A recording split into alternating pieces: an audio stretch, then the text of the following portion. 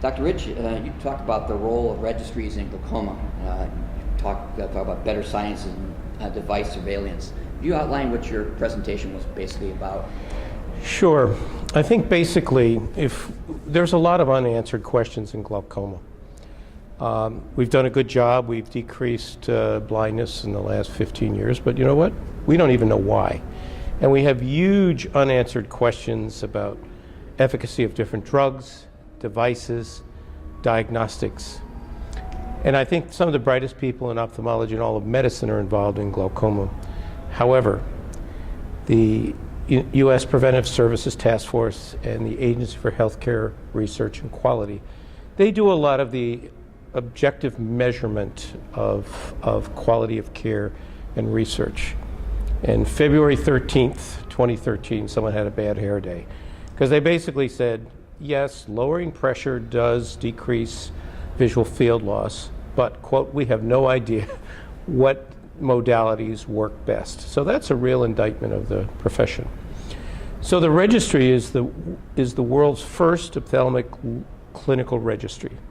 Other registries before, like for cardiac stents, bypasses, look at the impact of that device in a very short time, maybe 90 days. They have no idea what happens to patients in the long term. So society is now asking questions. So you do this procedure, what's the long-term impact on the patient and the natural course of the disease? So our registry is different. It starts out looking at it's a longitudinal registry that's office-based rather than in the operating room, like for total hips, cabbages. We then overlay on top of that our interventional registries, corneal grafts, glaucoma devices, macular degeneration treatments. So we can actually follow patients longitudinally. The key is that we're a paranoid society, and there's never going to be a patient identifier. So how do you follow patients longitudinally? Something called probabilistic matching. That's how Google knows when you're walking by your favorite donut shop or something like that. So this is the way we're going to actually be able to improve our outcomes. If I do something, I'm going to have feedback on a little dashboard when I turn on my computer in the morning to see how I've done on my quality metrics, how I've done with my outcomes in different drugs and devices. It's done by extracting data from electronic health records. We're very busy. We don't work in hospitals, so there's no one to input data. So what makes our registry unique, excuse me, it extracts the data from the EHRs, downloads it onto your personal computer to show you your outcomes. We think that this is going to be wonderful for the glaucoma world because we don't really know what are the best devices, and there's still a lot of controversy about different efficacy of drugs, what's better, generics, brain dam drugs. And to do those studies is very expensive. To show you the future of research, especially in a field where we have so many unanswered questions, the costs of getting someone in a randomized clinical trial are unbelievably expensive. There's a paper in the November New England Journal of Medicine about the TASTE trial in Norway. Basically, they were able to add another individual in a randomized clinical trial for $50. So that's how small glaucoma device companies can really do device surveillance, which is going to be mandated more and more by the FDA in a very reasonable way.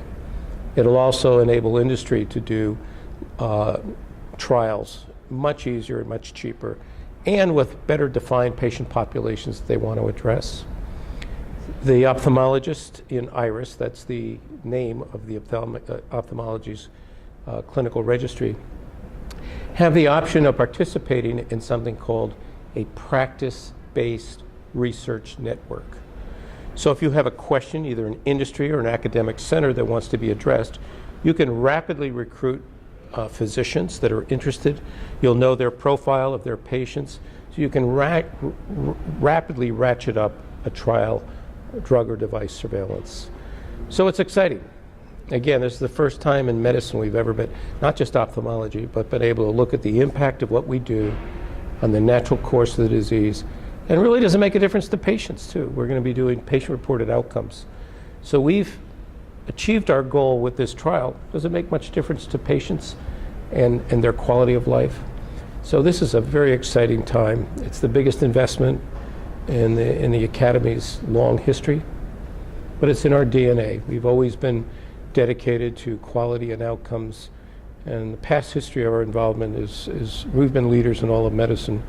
So it's kind of appropriate that we're out front again. One other question I'm going to ask is, what does this mean to the take-home message for the ophthalmologists on the street? Basically, it means that you're going to be able to improve your outcomes. And actually, there's also participate in research, but also you'll be rewarded for doing so. There's a lot of onerous penalties coming up for non-participation in quality efforts on a federal scale.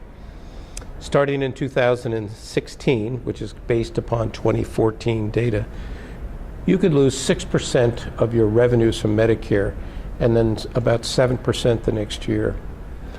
To meet these things, you'll be able to do it through the registry. So frankly, not only is there quality improvement, enable you to handle a population of patients, your diabetics, your glaucoma patients, your African American filtering patients, but you're also going to be rewarded by the feds who look at this as a seminal way to improve quality. Otherwise, you're reporting on 9 measures. I'm in private practice. You can't do that. So there's not only quality of care, managing your patients, better outcomes, but there's financial rewards too.